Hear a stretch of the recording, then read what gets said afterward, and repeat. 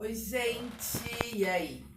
Olha só, hoje a gente vai dar continuidade para aquela pequena introdução que eu fiz para vocês na semana passada sobre o que era literatura, quais os conceitos de literatura, conceitos de arte, né? E eu espero que tenha ficado claro e que ficou tudo tranquilo para vocês, que a literatura ela é uma das grandes artes clássicas do mundo, né? Eu comentei com vocês que a literatura ela faz parte dos conceitos de arte, principalmente porque ela está no meio desse conceito das 7 grandes artes, né, que a gente falou. A música, né, a dança, o teatro, a escultura, a pintura, a literatura e o cinema. Então isso a gente conversou lá na outra semana. E eu trago hoje para vocês esses conceitos literários e as funções da literatura que estão na apostila de vocês, tá? Até coloquei aqui para vocês verem, apostila 2, módulo 7, e a gente começa esse conteúdo a partir da página 8. Então, a gente vai ver um pouco os conceitos de literatura que a gente tem ali. O livro, lá na página 9, aponta para vocês que é muito difícil conceituar o que é a literatura, né? Porque ela é uma arte e por si só vai ter alguns diferentes conceitos. Basicamente, quando a gente conceitua a literatura, a gente fala, né, que a literatura, ela é a arte da palavra. Então, centralmente, a busca tá por essa linha. Claro, falamos também que a literatura, ela tem aquele conceito básico de ser antena do seu tempo, né, de refletir nas suas escritas o momento que está em vigor, as coisas que estão acontecendo naquele momento histórico. Então, isso também é bastante relevante para a gente pensar sobre o conceito de literatura. Aqui para vocês, eu coloco aqui na página 9 e 10 do livro, não sei vocês, eu sei que não dá muito para ver por aí, mas vocês vão acompanhar comigo. Ele está falando aqui, ó, no conceito de literatura, ele coloca o seguinte: o uso estético da palavra escrita promove a possibilidade de construções expressivas que podem ter os mais variados fins. A proposição de uma reflexão, a análise de determinada sociedade, a criação de uma história ficcional, a descrição de algum momento, etc. Né? Tudo isso para vocês pegarem e me acompanharem ali no final da página 9. Utilizar a linguagem poeticamente, ou seja, de modo criativo, permite que as palavras saiam de sua esfera meramente comunicativa para entrar em outra, mais complexa e mais sutil.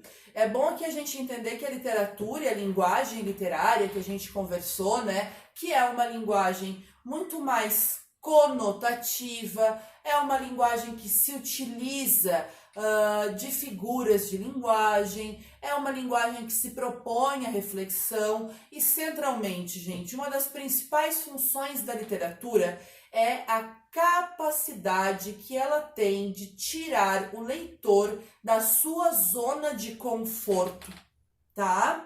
Por isso eu reitero, muitas vezes a gente lê coisas que a gente concorda, ou que a gente discorda, ou que nos incomodam, e o que mais faz sentido quando a gente discorda de um texto, ou quando a gente se incomoda com esse texto, é justamente poder refletir sobre ele, poder pensar por que a gente discorda, e não tirá-lo de linha, não censurá-lo, né? Pelo contrário, colocar textos cada vez mais literários para cada vez mais a gente poder, né, sair da nossa zona de conforto e fazer reflexão, que essa é uma das funções mais importantes da literatura.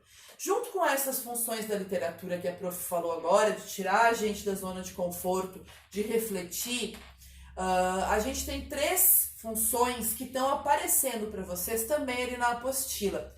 No primeiro momento, a gente vai ver aparecer aqui uma função que é a função cultural, tá? A função cultural aparece para vocês ali na página 10. A função cultural, ela é talvez uma das mais primordiais e também essenciais. Quando eu digo essencial aqui, gente, eu não estou dizendo assim, é uma das mais importantes ou uma das que mais vale. Não. Quando eu falo essencial, eu estou falando da essência. A função cultural, ela faz parte daquilo que é a essência da literatura, que está ali, no âmago, dentro, que é indissolúvel, tá? Que tá sempre grudadinho. Por quê? Como eu falei antes para vocês na aula passada, o Ezra Pound, né, que é aquele filósofo e teórico alemão, ele fala que o poeta ele é a antena do seu tempo. Então, basicamente, a função cultural da literatura se dá quando o poeta, o romancista, o contista, o cronista, ele vai falar, tá, sobre o seu tempo.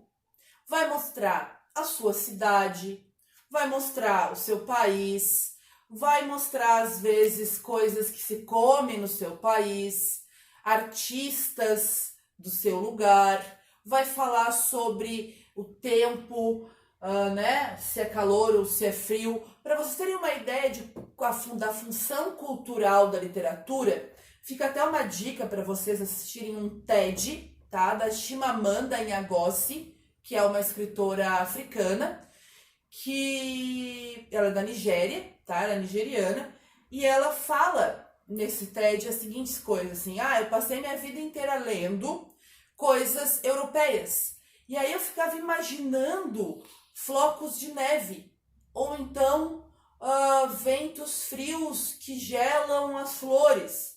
Isso é muito cultural, e é cultural europeu, não é cultural africano. Então ela fala assim que ela foi durante muito tempo imaginando princesas loiras ou um clima gelado, que não acontece na Nigéria, né? E aí ela vai buscar a perspectiva de contar um pouco sobre a cultura nigeriana quando ela conta as suas próprias narrativas. Quando ela fala de meninas negras, quando ela fala do calor de lá, das frutas que nascem lá. Então essa é a função cultural da literatura. Não só levar a cultura daquele lugar para outros espaços, mas também possibilitar que as pessoas enraizadas naquela cultura se reconheçam nelas, se percebam dentro de uma história, se percebam pertencentes à sua própria cultura. Então essa é uma das funções culturais da literatura, tá? E aí a gente tem aqui na página 10 e 11, uma parte que fala em função social. Gente, o livro foca um pouco a função social da literatura como uma crítica social, né? Como uma maneira de protesto. E sim, uma das funções sociais da literatura é fazer a crítica. É estar, por exemplo, no meio do regime nazista, de um regime autoritário, por exemplo, e dizer, não, a censura não basta, né? Mostrar, denunciar a tortura, por exemplo, denunciar a perseguição a grupos étnicos ou grupos de pensamento. Então isso a literatura cumpriu essa função em diversos momentos da história e cumpre até hoje, né? A gente consegue ver em textos literários poemas que denunciaram as torturas nos porões da ditadura militar da década de 60, 70 e 80 no país. A gente vê romances inteiros denunciando a perseguição nazista na Alemanha. A gente vê grandes poemas falando sobre o desespero da tortura da população preta durante os 4 séculos de escravidão no país.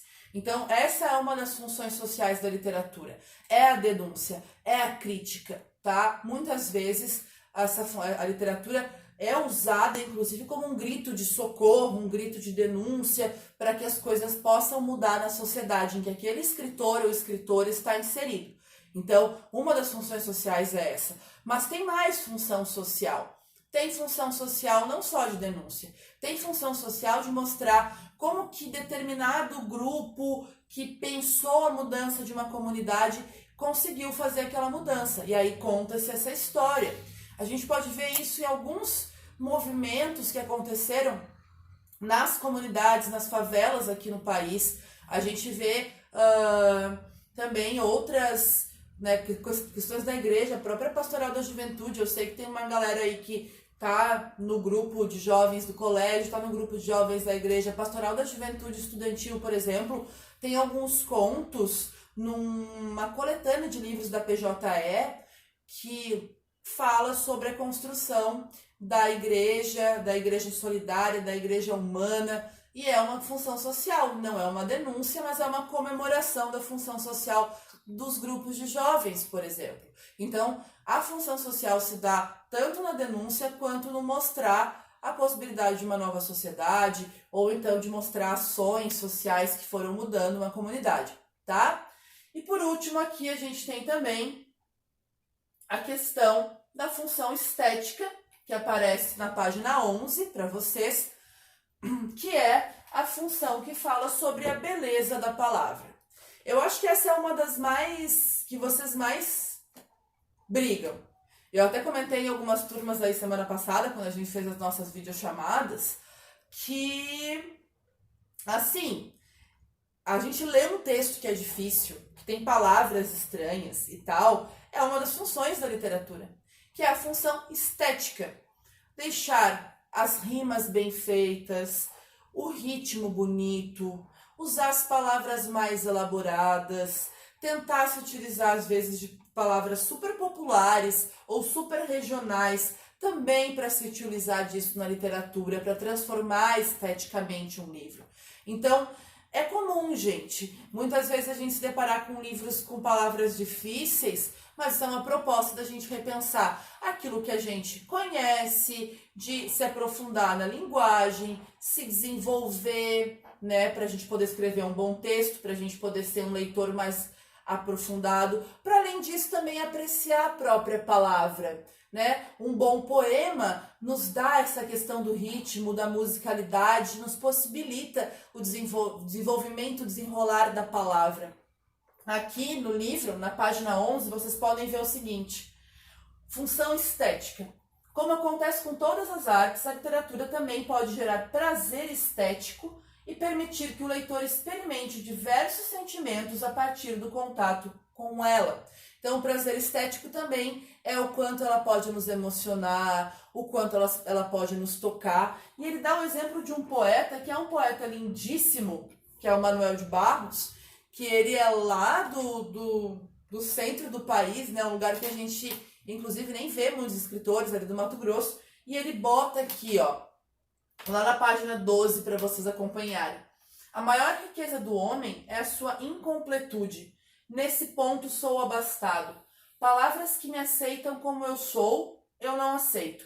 Não aguento ser apenas um sujeito que abre portas, que puxa válvulas, que olha o relógio, que compra pão às 6 da tarde, que vai lá fora, que aponta lápis, que vê a uva, etc, etc. Perdoai, mas eu preciso ser outros. Eu penso renovar o homem usando borboletas.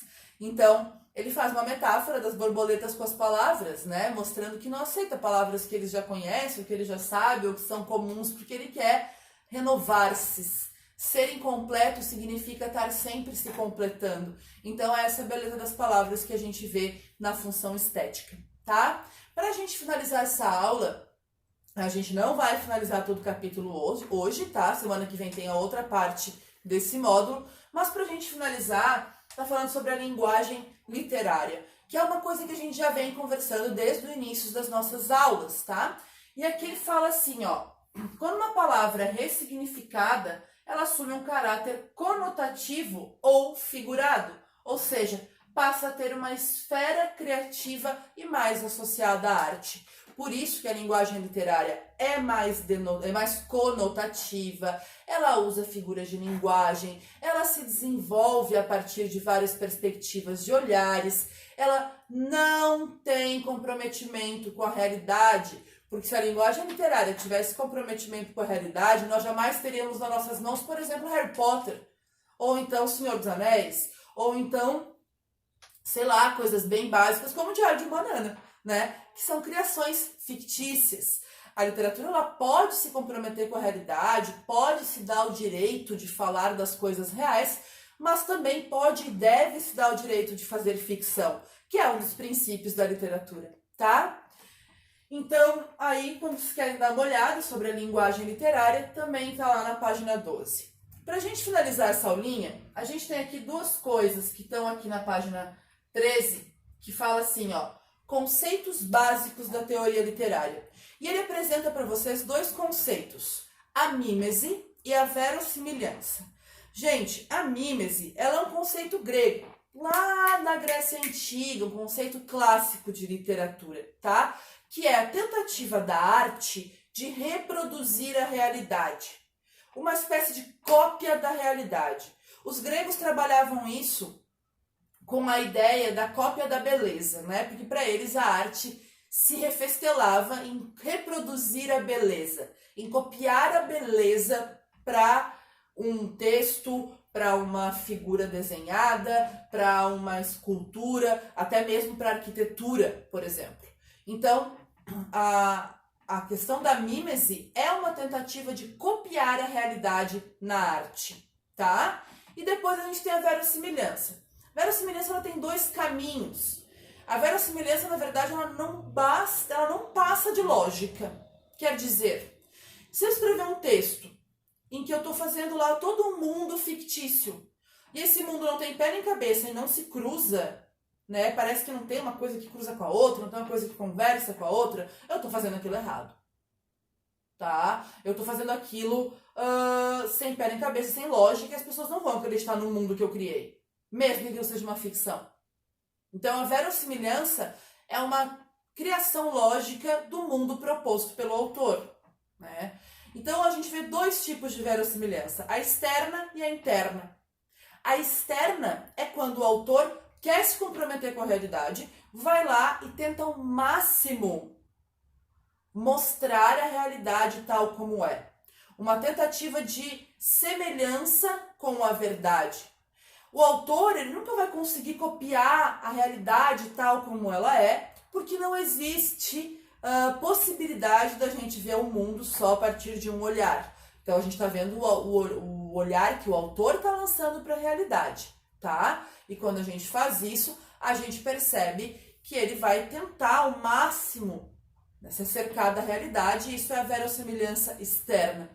A verossimilhança interna, a gente sempre joga ela com a ideia de que o autor, quando ele cria mundos fantásticos, ele precisa ter coerência na hora de criá-lo. Nós não gostaríamos tanto de Harry Potter, por exemplo, se a Rowling não tivesse pensado um mundo completamente fantástico, mas que tivesse lógica no que estava fazendo, né? Que seguisse passos, que mostrasse as coisas acontecendo de forma coerente ao longo da sua narrativa. E isso é a verossimilhança interna, tá bom?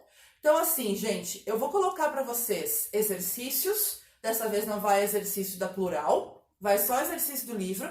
A prof vai colocar aqui na descrição do nosso aplicativo da plural. Vocês olham, façam os exercícios que na próxima aula a gente aproveita e corrige, tá bom? Um beijo para vocês, boa semana!